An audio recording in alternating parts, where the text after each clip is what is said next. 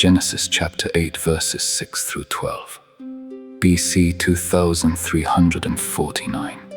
And it came to pass at the end of 40 days that Noah opened the window of the ark which he had made. And he sent forth a raven, which went forth to and fro, until the waters were dried up from off the earth.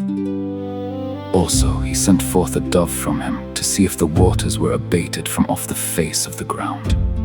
But the dove found no rest for the sole of her foot, and she returned unto him into the ark, for the waters were on the face of the whole earth. Then he put forth his hand, and took her, and pulled her in unto him into the ark.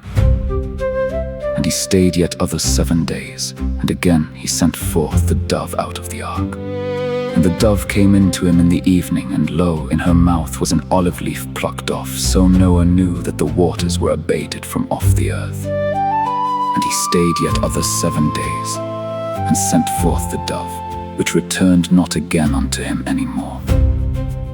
We have here an account of the spies which Noah sent forth to bring him intelligence from abroad. A raven and a dove. Observe here, 1. That though God had told Noah particularly when the flood would come, even to a day, Genesis chapter 7 verse 4, yet he did not give him a particular account by revelation at what times and by what steps it should go away.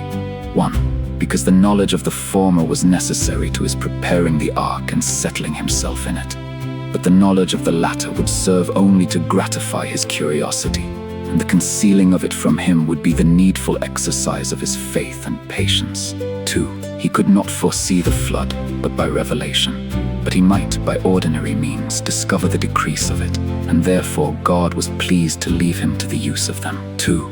That though Noah by faith expected his enlargement, and by patience waited for it, yet he was inquisitive concerning it, as one that thought it long to be thus confined. Note, desires of release out of trouble, earnest expectations of it, and inquiries concerning its advances towards us, will very well consist with the sincerity of faith and patience.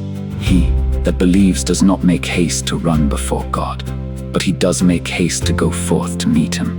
Isaiah chapter 28 verse 16. Particularly, 1. Noah sent forth a raven through the window of the ark, which went forth as the Hebrew phrase is, going forth and returning. That is, flying about and feeding on the carcasses that floated, but returning to the ark for rest, probably not in it, but upon it.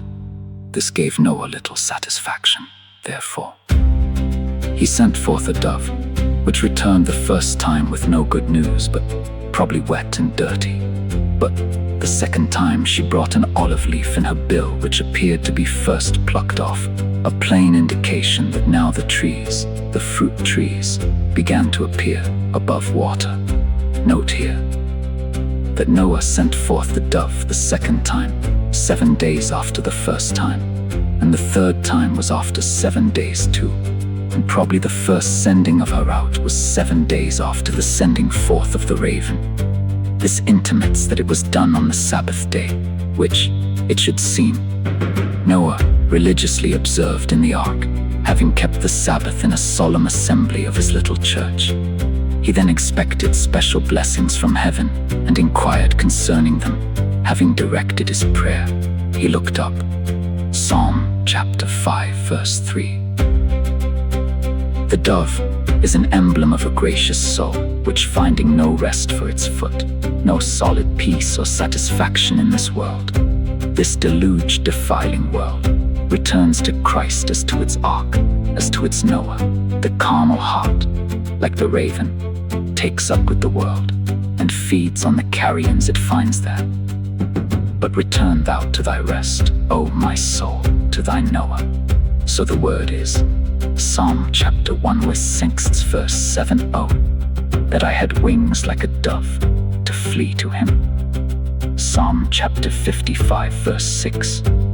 And as Noah put forth his hand, and took the dove, and pulled her into him, into the ark, so Christ will graciously preserve, and help, and welcome those that fly to him for rest. The olive branch, which was an emblem of peace, was brought, not by the raven, a bird of prey, nor by a gay and proud peacock, but by a mild, patient, humble dove.